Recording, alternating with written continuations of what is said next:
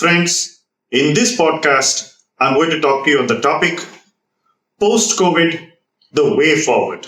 We are still very much in the thick of the battle against COVID 2019. We still have several cases coming up in many states. The hotspots are significant in number, but we do see early signs of success in our battle against this virus. The stock market has been working right through this phase, and we have seen extreme turbulence. We saw the VIX going to as high as 80, and it's fallen by almost 50% from the top. We've seen two kinds of response from the government. One is what the government directly did in the form of a health response and in the form of money transfers to the needy. The second response is in the form of monetary policy, and we saw the Reserve Bank of India putting enough liquidity in the system during the past few weeks. We saw an interest rate cut, and we are increasingly moving towards a stage where the Reserve Bank is putting maximum pressure on banks to lend.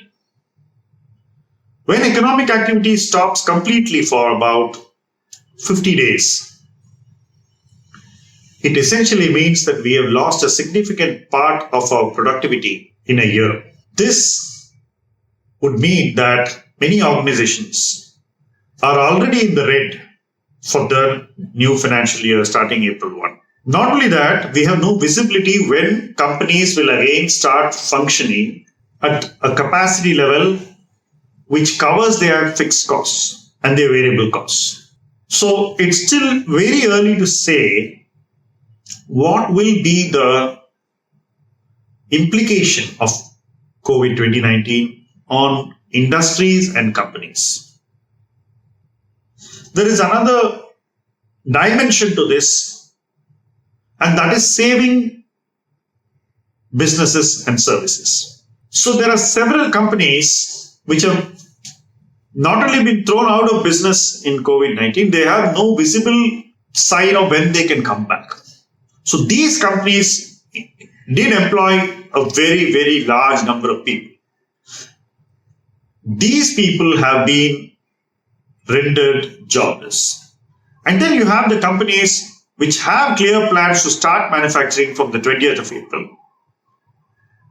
And we know that they will start working at lower levels of capacity utilization.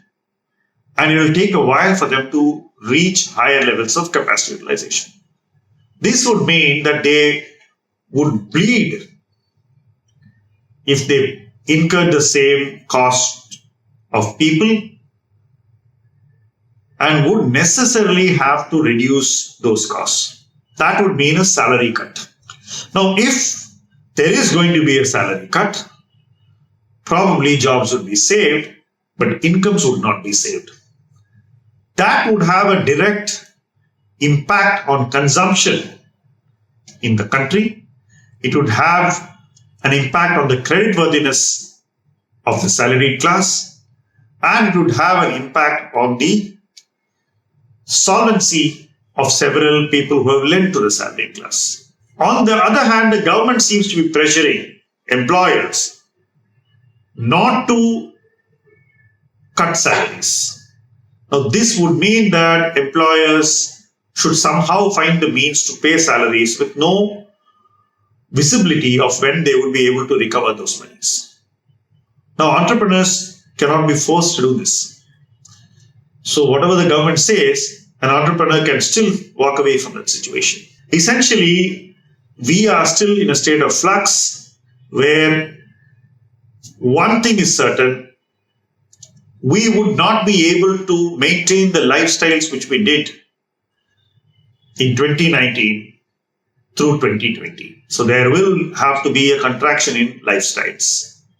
That would mean that the levels of spending of people cannot be at the same level as it was last year. What can government do in this situation? In my view, the government cannot do too much because the government is constrained. It has only that much money to help the needy, the poor, and those who have been completely robbed of their livelihood. So the government's monies will again help people only to live. Whereas what our economy needs is for more people to live well. For that, in my opinion, the only answer is improving the productivity. And that can happen only where we have demand. Because where the demand is low, you cannot really improve the productivity. Because if you do that, then you'll have to lose more jobs. That is not a feasible thing at this point. This leaves only a few sectors open to improvement. One, of course, is agriculture, because there's so much scope for productivity. So the number of people who have been thrown out of cities by this virus and the fear of returning would probably be available for us to transform agriculture. That is an immediate opportunity, and we also have the monsoon forecast of a very normal 100% monsoon. So which means that the opportunity is right before us. It's 2 months away, and we can start right away once we are able to withdraw the ban on movement of people. So agriculture is an obvious place. How can you do it in agriculture? One is you should quickly educate the farmers on what they should do to improve their productivity. You should provide them with resources in the form of capital, seed, fertilizer. Everything should be seamlessly available. And you should be able to show that they would be able to sell their produce when they come to the market. This is not an easy thing to do because it's not something we have achieved so easily. And the government's approach towards that has always been to simply throw soaps at farmers and not really make him more efficient. But now you need to produce more food, and you need to create markets for that food, and you need to create more incomes for people. So that is one area where it is possible to absorb more people, and it is possible to also increase their incomes, provided you have a lot of innovation which the government can bring into play. And there's no time left for that. Insofar as the other industries are concerned, it is going to be an uphill challenge, and with the exception of a few, the rest are going to need to downsize and then again grow. Now here we have a problem. Some industries cannot again find the same talent which they have today if they need them after a year or two, and the cost of creating the talent is going to be very high. It is here that we should allow industry to make the best decision on how they would keep most people going in the business with a lower income for a brief period of time until the markets revive. How can government help to revive the markets? That's a question for which we have a number of suggestions.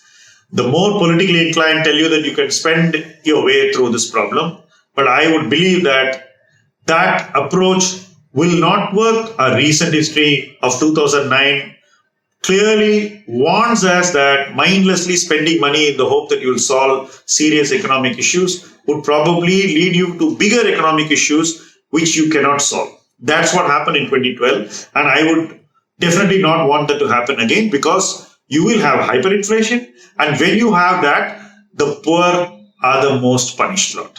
So that is something that we should not have.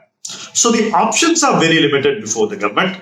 We need to take tough decisions. It would mean that incomes of people go down for a brief period of time and then they come back. That's the best way to keep most people engaged. The people who have moved away from jobs in industries and cities will probably have to be quickly absorbed in farm activity and in other activity like animal husbandry and horticulture.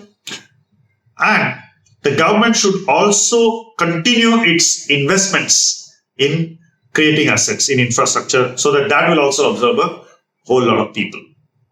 We need to bring in to full flow the industries which can absorb a lot of labor like construction. But in my opinion, at this point, it's too early, and we'll keep that discussion for another day. For the moment, the tough question is, how do we ensure that everybody has a job? How do we ensure that everybody agrees to a more reasoned pay so that at least they have the job? And how do we ensure that government doesn't mess around with this problem and lets it for society to decide? So keep watching our podcast, and thank you for watching this podcast. Wish you all the best.